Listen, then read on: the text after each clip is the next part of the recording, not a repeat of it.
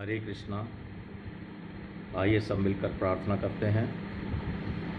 नहीं है मेरा यह संसार, ना है ये मेरे लिए, सभी हैं कृष्ण के तभी तो प्यारे हैं वे सदा। मेरे तो हैं कृष्ण केवल दूसरा न कोई, जैसा भी हूँ उन्हीं का हूँ, शरण में हूँ उनकी सदा। सुख दुख नहीं है जग में, सिर्फ हैं परिस्थितियाँ, हैं सभी प्रसाद प्रभु की, लो लगे कृष्ण से सदा।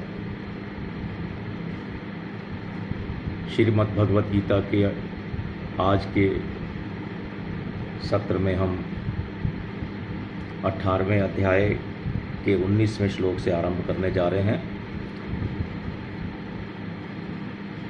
आगे बढ़ने से पूर्व कृपया पिछले सत्र में बताए हुए प्रकरण को अपने ध्यान में ले आइए, क्योंकि ये सब निरंतर चलता आ रहा है, तो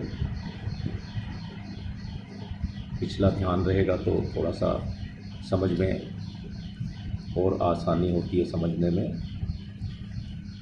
गुणातीत होने के उद्देश्य से अब आगे के श्लोक से त्रिगुणात्मक पदार्थों का प्रकरण आरंभ करने जा रहे हैं भगवान। गुणातीत के विषय में हम पूर्व जान ही चुके हैं पहले से ही।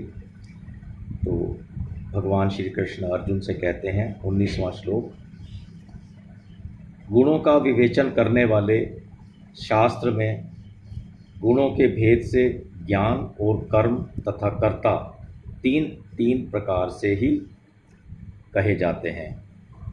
उनको भी तुम यथार्थ रूप से सुनो। आइए अब इसकी विवेचना करते हैं, इसकी व्याख्या करते हैं, समझने का प्रयास करते हैं। भगवान श्री कृष्ण कहते हैं, जिस शास्त्र में गुणों के संबंध से प्रत्येक पदार्थ के भिन्न भिन्न भेदों की गणना की गई है, उसी शास्त्र के अनुसार मैं तुम्हें ज्ञान, कर्म तथा कर्ता के भेद बता रहा हूँ। ज्ञान, कर्म और कर्ता, इन तीनों के भेद बता रहा हूँ, ऐसा भगवान कह रहे हैं। पिछले श्लोक में यानी कि इसी अध्याय के 18वें श्लोक में भगवान ने कर्म की प्रेरणा होने में 3 हेतु बताए थे तथा 3 ही हेतु कर्म के बनने में बताए। इस प्रकार कर्म संग्रह होने तक में कुल 6 बातें बताई थी। ध्यान कीजिए आप उन सबको, 18वें श्लोक को, पिछले सत्र का 18वां श्लोक। कर्म प्रेरणा तो सूक्ष्म है और कर्म संग्रह स्थूल है, अर्थात ज्ञान, ज्ञेय और ज्ञाता ये तीनों सूक्ष्म सामग्री हैं तथा कर्म, करण और कर्ता ये तीनों स्थूल सामग्री हैं। इसको ठीक से समझिए, पहले भी बताया जा चुका है। कर्म प्रेरणा तो सूक्ष्म है और कर्म संग्रह स्थूल है, यानी कि कर्म प्रेरणा अर्थात ज्ञान, ज्ञेय और ज्ञाता ये तीनों सूक्ष्म सामग्री हैं तथा कर्म, करण और कर्ता ये तीनों स्थूल सामग्री हैं। और तीनों के आप, इन तीनों के अथवा इन 6 के आप मतलब भी समझते हैं, क्योंकि पहले कई बार आ चुका है ये। अब हम इस श्लोक में भगवान के कथनानुसार ज्ञान, कर्म तथा कर्ता इन तीनों का विवेचन करने की ही बात कहते हैं। कर्म प्रेरक विभाग में से विवेचन करने के लिए ही केवल ज्ञान लिया गया है, क्योंकि किसी भी कर्म की प्रेरणा में पहले ज्ञान ही होता है, ज्ञान के बाद ही कार्य का आरंभ होता है। कर्म संग्रह विभाग में से केवल कर्म और कर्ता लिए गए हैं। यद्यपि कर्म होने में कर्ता मुख्य है, तथापि साथ में कर्म को भी लेने का कारण यह है कि कर्ता जब कर्म करता है तभी कर्म संग्रह होता है, तभी कर्म का फल मिलता है। अगर कर्ता कर्म ना करे तो कर्म संग्रह होगा ही नहीं, अगर कर्ता कर्म ना करे तो कर्म का फल फिर मिलेगा ही नहीं। कहने का आशय यह हुआ कि कर्म प्रेरणा में ज्ञान तथा कर्म संग्रह में कर्म और कर्ता मुख्य हैं। इन तीनों ज्ञान, कर्म और कर्ता के सात्विक होने से ही मनुष्य निर्लिप्त हो सकता है, राजस और तामस होने से नहीं हो सकता निर्लिप्त। अतः यहाँ कर्म प्रेरणक विभाग में ज्ञाता और ज्ञेय को तथा कर्म संग्रह विभाग में कर्ण को नहीं लिया गया है। कर्म प्रेरक विभाग में ज्ञाता और ज्ञेय का विवेचन क्यों नहीं किया गया है? केवल ज्ञान को ही क्यों लिया गया है? क्योंकि ज्ञाता जब क्रिया से संबंध जोड़ता है तब वह कर्ता कहलाता है और उस कर्ता के 3 सात्विक, राजस और तामस भेदों के अंतर्गत ही ज्ञाता के भी 3 भेद हो जाते हैं। परंतु ज्ञाता जब ज्ञप्ति मात्र रहता है तब उसके 3 भेद नहीं होते, क्योंकि उसमें गुणों का संग नहीं है। गुणों का संग होने से ही उसके 3 भेद होते हैं, राजस, तामस और सात्विक, अथवा सात्विक, राजस और तामस, यूँ कहना चाहिए। इसलिए वृत्ति ज्ञान ही सात्विक, राजस और तामस होता है। जिसे जाना जाए उसको विषय, उस विषय को ज्ञेय कहते हैं, जानने योग्य। जानने के विषय अनेक हैं, इसलिए इनके अलग भेद नहीं किए गए हैं, परंतु जानने योग्य सब विषयों का एकमात्र लक्ष्य सुख प्राप्त करना ही रहता है। जैसे कोई विद्या पढ़ता है, कोई धन कमाता है, कोई अधिकार पाने की चेष्टा करता है, तो इन सब विषयों को जानने पाने की चेष्टा का लक्ष्य एकमात्र सुख प्राप्त करना ही रहता है।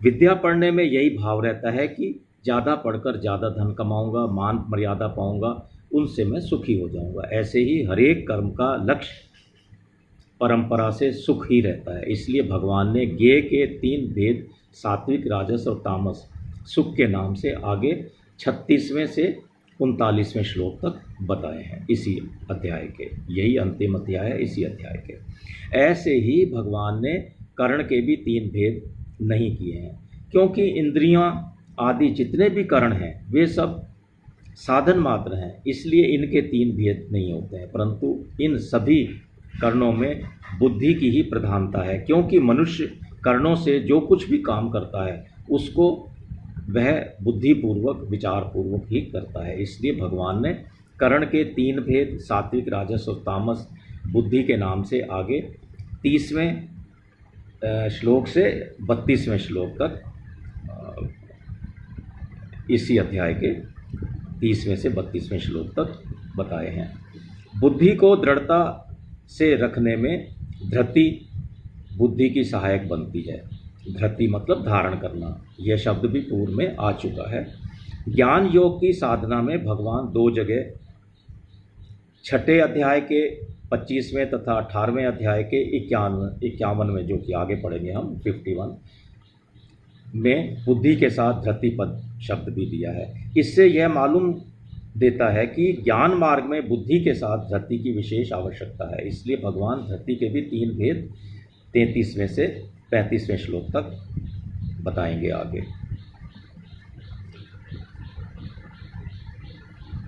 तीन प्रकार से बताने का भाव यह है कि ये भेद 3 सात्विक, राजस और तामस ही होते हैं।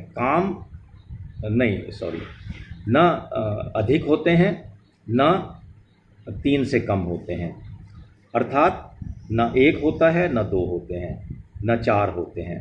कारण कि सत्व, रज और तम ये 3 गुण ही प्रकृति से उत्पन्न है, जैसा कि 14वें अध्याय के 5वें श्लोक में भी बताया गया था। इसलिए इन तीनों गुणों को लेकर 3 भेद ही बनते हैं। गुण संख्यान शास्त्र में इस विषय का जैसा वर्णन हुआ है वैसा का वैसा तुम्हें सुना रहा हूँ। भगवान कहते हैं कि मैं उसमें अपनी तरफ से ना कुछ कमी कर रहा हूँ, ना कुछ अपनी तरफ से जोड़ रहा हूँ। वैसा का वैसा, जैसा सुना, जैसा पढ़ा, वैसा का वैसा ही। अपनी तरफ से कुछ कम या अधिक करके मैं नहीं सुना रहा हूँ। यथावत का मतलब यह है, श्लोक में दिया गया है शब्द यथावत। और सुनो का मतलब शब्द जो श्लोक में दिया गया है सुनो, तुम वैसा का वैसा ही मैं तुम्हें सुना रहा हूँ, तुम सुनो। इस विषय को ध्यान से सुनो, कहने का मतलब है सुनो पे विशेष जोर दिया है भगवान ने कि इस विषय को तुम ध्यान से सुनो, क्योंकि सात्विक, राजस और तामस इन तीनों में से सात्विक चीज़ें तो कर्मों से संबंध विच्छेद करके परम धाम को, परमात्मा तत्व को, परमात्मा तत्व को बोध कराने वाली हैं। राजस चीज़ें जन्म मरण देने वाली हैं और तामस चीज़ें तो पतन कराने वाली हैं, अर्थात नरकों और नीच योनियों में ले जाने वाली हैं। इसलिए इनका वर्णन सुनकर सात्विक चीज़ों को ग्रहण तथा राजस और तामस चीज़ों का त्याग करना चाहिए। इसलिए ध्यान से सुनने की बात कह रहे हैं। इन ज्ञान आदि का तुम्हारे स्वरूप के साथ कोई संबंध नहीं है। तुम्हारा स्वरूप तो सदा निर्लेप है, निर्लिप्त है, शुद्ध बुद्ध है। इनके भेदों को जानने की भी बड़ी भारी आवश्यकता है, क्योंकि इनको अच्छी तरह से जानने पर, यानी कि जो कुछ भी भगवान ने बताया है उसका इस श्लोक को ठीक अनुभव हो जाएगा, अर्थात अपने स्वरूप का बोध हो जाएगा फिर तुम्हें, अगर तुम अच्छी तरह से इनको सुन लोगे। इसलिए अच्छी तरह से सुनने की आवश्यकता पर जोर दिया गया है। इस प्रकार हमने 19वें श्लोक को समझने का प्रयास किया। आइए हम इसी कड़ी में आगे बढ़ते हैं 20वें श्लोक की तरफ।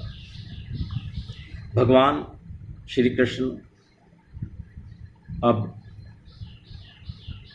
20वें श्लोक में सात्विक ज्ञान का वर्णन करते हैं। सबसे पहले तीनों का अलग अलग वर्णन करेंगे। सबसे पहले 20वें श्लोक में सात्विक ज्ञान का वर्णन कर रहे हैं। श्री भगवान अर्जुन से कहते हैं, 20वां श्लोक इस प्रकार है। जिस ज्ञान के द्वारा साधक संपूर्ण विभक्त प्राणियों में विभाग रहित एक अविनाशी भाव सत्ता को देखता है, उस ज्ञान को तुम सात्विक समझो। सात्विक ज्ञान क्या है, इस विषय में आइए हम इसकी चर्चा करते हैं। व्यक्ति वस्तु आदि में जो है पन दिखता है, जो है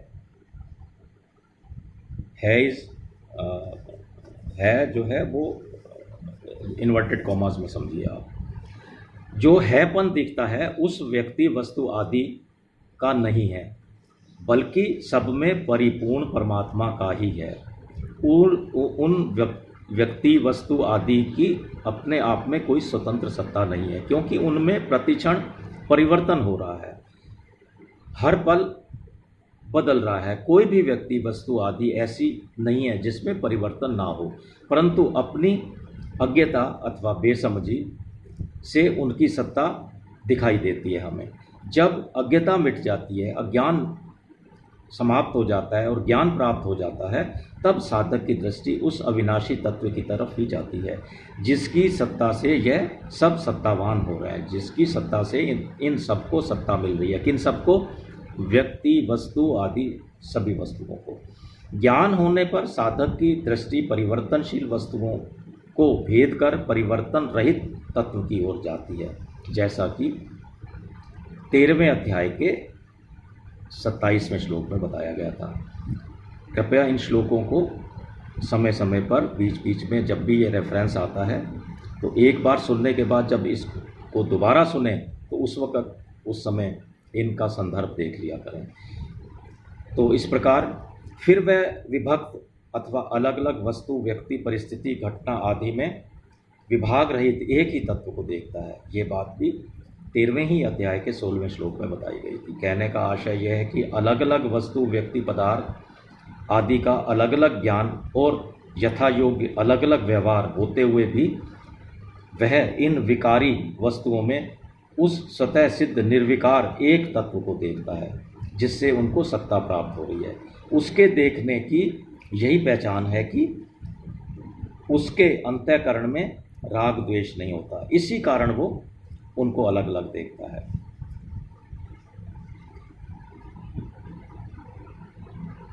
भगवान आगे कहते हैं, उस ज्ञान को तू सात्विक ज्ञान जान।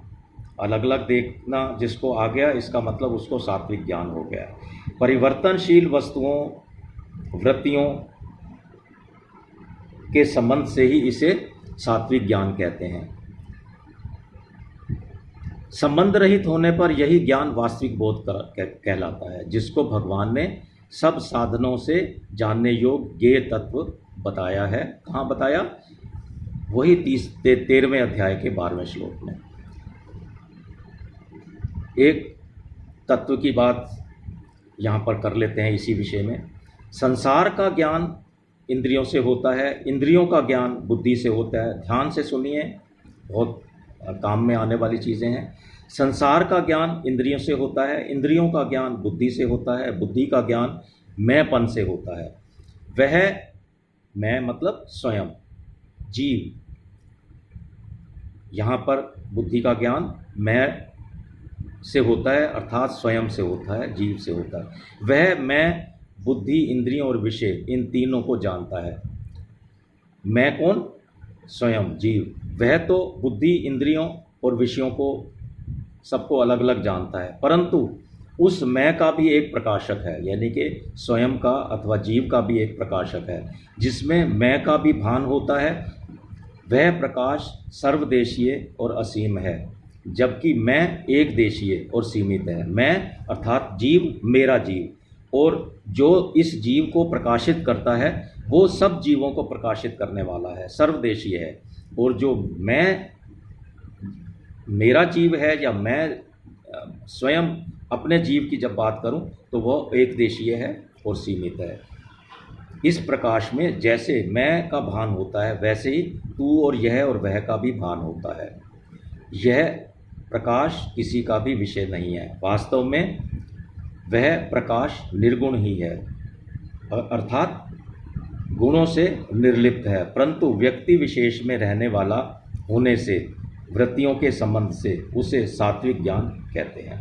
इस सात्विक ज्ञान को तो दूसरे ढंग से इस प्रकार समझना चाहिए। मैं, तू और यह और वह, ये चार शब्द हैं। ये चारों ही किसी प्रकाश में काम करते हैं। इन चारों के अंतर्गत संपूर्ण प्राणी आ जाते हैं जो विभक्त हैं, परंतु इनका जो प्रकाशक है वह अविभक्त है, विभाग रहित है। तात्पर्य आप समझ गए होंगे। परमपिता परमात्मा की तरफ संकेत है यहाँ। अच्छा, अब जो मैंने ये चार बताए हैं, मैं, तू, यह और वह, बोलने वाला मैं, उसके सामने सुनने वाला तू, पास में जो बैठा है वो यह, और थोड़ा दूर जो बैठा है उसे वह कहते हैं। क्यों ऐसा ही कहते हैं? अर्थात बोलने वाला अपने को मैं कहता है, सामने वाले को तू कहता है, पास वाले को यह कहता है और दूसरे दूर वाले को वह कहता है। अब इससे यह सिद्ध होता है कि यह जो मैं, तू, यह और वह है, यह सब परिवर्तनशील हैं। क्योंकि अगर ये मैं बात कर रहा हूँ तो मैं इनको इसी तरह से कहूँगा। अगर मेरे जो पास बैठा है वो अगर यही बात कहेगा तो वो खुद मैं बन जाएगा और मैं तू हो जाऊँगा और बाकी यह और वह कहलाएंगे। इसी तरह से जो वह कहलाता है, दूर बैठा है, वो अगर कोई बात कह रहा है तो वो मैं अपने आप को कहेगा। इसी तरह इनकी स्थिति बदलती जाती है। तो इसको आप एक छोटे से उदाहरण से भी समझ सकते हैं। वैसे तो बड़ा स्पष्ट है, मैंने बताया जिस तरह से। राम, श्याम, गोविंद और गोपाल, ये चार व्यक्ति हैं, और ये अगर कोई बात कहते हैं तो ये चारों ही एक दूसरे की दृष्टि में मैं, तू, यह और वह बन जाते हैं। तो मैं, तू और यह से अगर कंफ्यूज हुए हो तो इनको नाम बता के इस तरह से भी समझ सकते हैं हम। चलिए,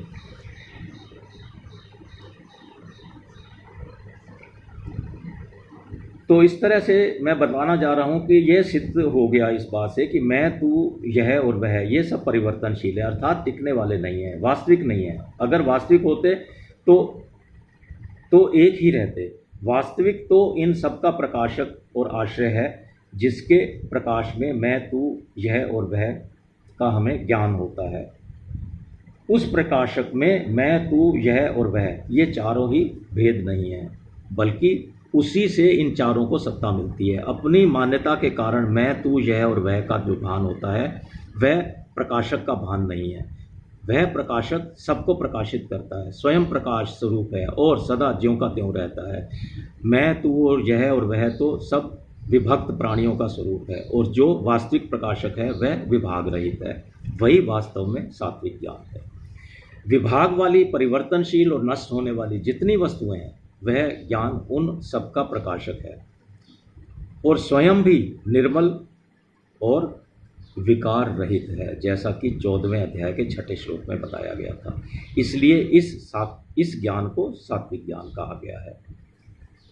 जैसे साधारण मनुष्य शरीर में अपने को व्यापक मानता है, ऐसे ही साधक संसार में परमात्मा को व्यापक मानता है। जैसे शरीर और संसार एक हैं, ऐसे ही स्वयं और परमात्मा एक हैं। साधक की दृष्टि में प्राणियों की भी सत्ता रहने के कारण यह सात्विक ज्ञान अथवा विवेक कहा गया है। अगर उसकी दृष्टि में प्राणियों की सत्ता ना रहे, केवल अविनाशी सत्ता ही रहे, तो वह गुणातीत तत्वज्ञान अर्थात ब्रह्म की प्राप्ति भी है। वह अविनाशी सत्ता सब जगह समान रूप से विद्यमान है। उस सत्ता के साथ ही हमारी स्वाभाविक एकता है। इस प्रकार हमने 20वें श्लोक को समझने का प्रयास किया। आइए अब हम इसी कड़ी में 21वें श्लोक की तरफ बढ़ते हैं, जिसमें भगवान राजस ज्ञान का वर्णन करते हैं। सात्विक के बाद अब राजस ज्ञान का 21वें श्लोक में। 21वां श्लोक श्री भगवान अर्जुन से कहते हैं, परंतु, देखिए परंतु शब्द आया यहाँ पर, आप समझ गए होंगे मेरा इशारा कि इसका जो प्रकरण है वो पिछले श्लोक से संबंधित है। परंतु जो ज्ञान अर्थात जिस ज्ञान के द्वारा मनुष्य संपूर्ण प्राणियों में अलग अलग अनेक भावों को अलग अलग रूप से जानता है, उस ज्ञान को तुम राजस समझो। ऐसा भगवान यहाँ पर कह रहे हैं। आइए, वैसे तो ये स्वतः स्पष्ट है, फिर भी थोड़ा सा इसको देख लेते हैं, इसका विवेचना कर लेते हैं थोड़ी सी। तो राजस ज्ञान में राग की मुख्यता होती है। 14वें अध्याय के 7वें श्लोक में इसे बताया गया था।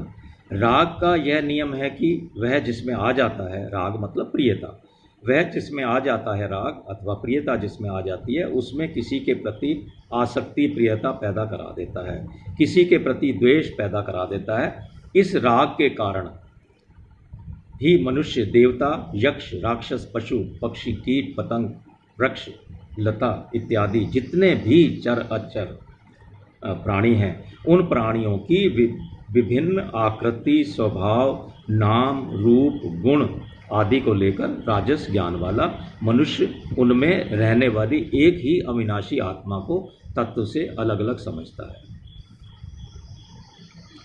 भगवान ने श्लोक में कहा है, संपूर्ण प्राणियों में अलग अलग अनेक भावों को अलग अलग रूप से जानता है।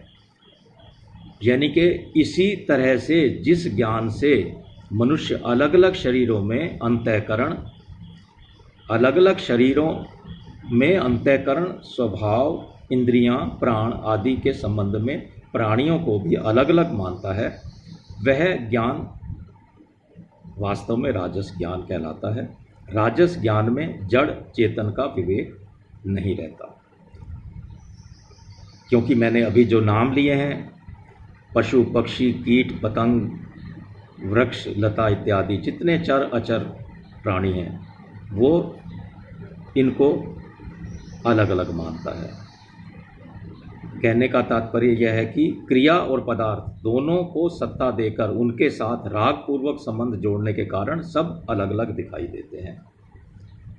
क्यों अलग अलग दिखाई देते हैं, इसका कारण स्पष्ट है। क्रिया और पदार्थ दोनों को सत्ता देते हैं, दोनों को ही महत्व देते हैं, तो और महत्व देकर राग पूर्वक संबंध जोड़ने के कारण उनको अलग अलग दिखाई देते हैं। आइए इसी कड़ी में इस प्रकार 21वां श्लोक का हमने समझा। 22वां श्लोक इसी कड़ी का, जिसमें भगवान तामस ज्ञान का वर्णन करने जा रहे हैं। सात्विक के बाद राजस और राजस के बाद तामस। 22वां श्लोक इस प्रकार है। भगवान श्री कृष्ण अर्जुन से कहते हैं, किंतु जो ज्ञान, देखिए आप, इस श्लोक का आरंभ भी किंतु से हुआ है। कोई भी बात नई की जाती है तो उसमें किंतु, परंतु आदि नहीं लगाया जाता है, अर्थात इसका संबंध भी पिछले चले आ रहे श्लोक अथवा प्रकरण से ही है।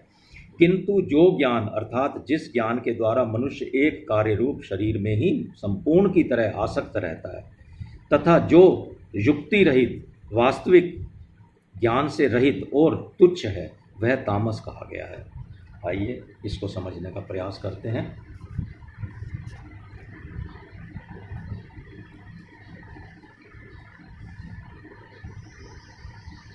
इस श्लोक में राजस ज्ञान से भी तामस ज्ञान को भिन्न बताने के लिए किंतु शब्द का प्रयोग किया गया है। जो श्लोक शुरू हुआ है किंतु शब्द से, किंतु इसलिए लगाया गया है कि पिछले श्लोक में बताया गया राजस ज्ञान उससे भी तामस ज्ञान को अलग बताया जा रहा है, किंतु तामस ज्ञान से भी इसको अलग समझ, इसलिए किंतु शब्द प्रयोग किया गया है। चलिए और आगे समझते हैं। तामस मनुष्य एक ही शरीर में संपूर्ण की तरह आसक्त रहता है, अर्थात उत्पन्न और नष्ट होने वाले इस पंच भौतिक शरीर को ही अपना स्वरूप मानता है। वह मानता है कि मैं ही छोटा बच्चा था, मैं ही जवान हूँ और मैं ही बूढ़ा हो जाऊँगा। मैं भोगी, मैं बलवान, मैं सुखी हूँ, मैं धनी हूँ, मैं बड़े परिवार वाला हूँ, मेरे समान दूसरा कौन है, कोई है ही नहीं। ऐसी मान्यता मूर्खता के कारण होती है, जैसा कि 16वें अध्याय के 15वें श्लोक में भगवान ने इस विषय में विशेष तौर से वर्णन किया था। तामस मनुष्य की मान्यता युक्ति और शास्त्र प्रमाण से विरुद्ध होती है। ये बात भी हम पूर्व में जान चुके हैं, और शास्त्रों को मानता ही नहीं। यह शरीर हरदम बदल रहा है, शरीर आदि वस्तु मात्र अभाव में परिवर्तित हो रहा है, दृश्य मात्र अदृश्य हो रहे हैं, और इनमें तू सदा ज्यों का त्यों रहता है। यह शरीर और तू एक कैसे हो सकते हैं? इस प्रकार की युक्तियों को तो वो स्वीकार ही नहीं करता, अर्थात शास्त्रों की बात को तो वो मानता ही नहीं है। यह शरीर और मैं दोनों अलग अलग हैं, इस वास्तविक ज्ञान अथवा विवेक से वह रहित होता है। इस प्रकार का ज्ञान तो उसको होता ही नहीं है। उसकी समझ अत्यंत तुच्छ है, अर्थात तुच्छता को प्राप्त कराने वाली है, इसलिए इसको ज्ञान कहने में भगवान ने संकोच किया है। देखिए यहाँ पर ज्ञान शब्द का प्रयोग ही नहीं किया गया है। सात्विक ज्ञान की जब बात की जा रही थी तब उस श्लोक में 20वें श्लोक में भी ज्ञान शब्द आया था, और राजस ज्ञान की जब बात की गई थी तो उसमें भी ज्ञान शब्द आया था। लेकिन 22वें श्लोक में जहाँ तामस ज्ञान का वर्णन किया जा रहा है, श्लोक के अंदर ज्ञान शब्द का प्रयोग भगवान ने नहीं किया है, क्योंकि तामस पुरुष में मूढ़ता की प्रधानता होती है, और मूढ़ता और ज्ञान का आपस में कोई संबंध ही नहीं है, उनका तो आपस में बल्कि विरोध है। युक्ति रहित अल्प और अत्यंत तुच्छ समझ को ही महत्व देना तामस कहा गया है। जब तामस समझ ज्ञान है ही नहीं तो भगवान को भी इसको ज्ञान कहने में संकोच हुआ है, इसलिए भगवान ने भी इसको ज्ञान नहीं कहा है। तो फिर इसका वर्णन ही क्यों किया गया? भाई जब ये ज्ञान ही नहीं है तो तीनों के ज्ञान की बात कर रहे हैं भगवान, और ये ज्ञान ही नहीं है तो इसका वर्णन क्यों किया गया? क्योंकि भगवान ने 19वें श्लोक में ज्ञान के त्रिविध भेद कहने का उपक्रम शुरू किया था। 3 प्रकार से भेद बताने की बात की थी, सात्विक, राजस और तामस। तो इसलिए सात्विक और राजस ज्ञान का वर्णन करने के बाद तामस समझ को भी कहने की आवश्यकता थी, अथवा ये प्रकरण अधूरा ही रह जाता, इसलिए तामस की बात की है भगवान ने इस श्लोक में। कौन से श्लोक में? जो हम अब ले रहे हैं 22वां श्लोक। तामस ज्ञान में आसुरी संपत्ति विशेष है। इस श्लोक में ज्ञान शब्द ना देने का तात्पर्य यह है कि वास्तव में ये ज्ञान नहीं है बल्कि अज्ञान ही है। यह तामस मनुष्यों की बुद्धि है, इसको पशु बुद्धि भी कहा गया है। श्रीमद् भागवत में इसे पशु बुद्धि कहा गया है। 12वें स्कंद में, 12वें स्कंद के 5वें अध्याय के 2 श्लोक में कहा गया है। क्या कहा गया है मैं आपको बता देता हूँ।